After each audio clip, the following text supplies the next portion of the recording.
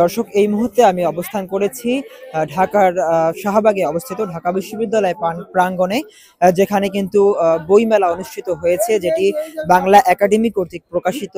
বিগত 23 দিন যাবত চলমান রয়েছে বইমেলা। গতকালকের এবং আজকের বিভিন্ন তথ্য জানিয়ে আপনাদেরকে জানাতে আমি সাথে আছি মোহাম্মদ নাইমুল হক মিয়াদ। আপনারা সাথেই থাকবেন এবং দেখবেন গতকালকে থেকে আজকে কিন্তু অনেক বেশি পরিমাণে পাঠক এখানে এসেছে। আমরা কিছু পাঠকের আসলে সাক্ষাৎকার নিতে চাই, তারা আসলে বই কিনেছে কিনা তাদের। আপু, একটু কথা বলা যাবে? আসলে বই কিনেছে কিনা এরকম পাঠকদের আমরা তাদের সাথে কথা বলবো। যে আপু, একটু কথা বলা যাবে? আপু, কথা বলা যাবে? আসলে অনেক জনগণ কিন্তু কালকের থেকে আজকে অনেক বেশি পরিমাণে রয়েছে এখানে। বিভিন্ন ধরনের পাঠক পাঠিকা তারা আসলে বই কিনতেই ব্যস্ত রয়েছেন। আপু, কথা বলা যাবে? আসলে আপনারা কি এখন পর্যন্ত কোনো বই কিনেছেন? জি, কয়েকটি বই কেনা হয়েছে।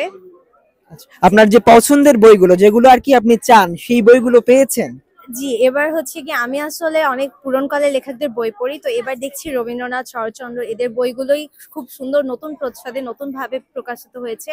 তো ওই বইগুলো দেখে খুবই ভালো লাগছে আসলে।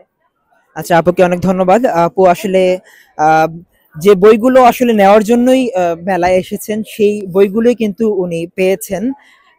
এবং আমরা দেখতে পেয়েছি যে নতুন নতুন কিন্তু প্রকাশনীয় এখানে এসেছে, সেগুলোও কিন্তু উনি এখানে পেয়েছেন। আমরা জানতে চাইবো, আপু একটু কথা বলা যাবে আপনাদের সাথে?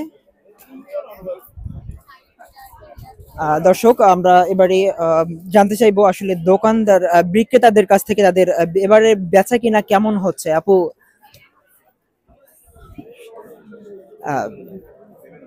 হ্যাঁ দর্শক, আমরা জানতে চাইবো আসলে গতবারের থেকে এবারে কেনাকাটা বেচা কিনা আসলে কেমন হচ্ছে, জানতে চাইবো।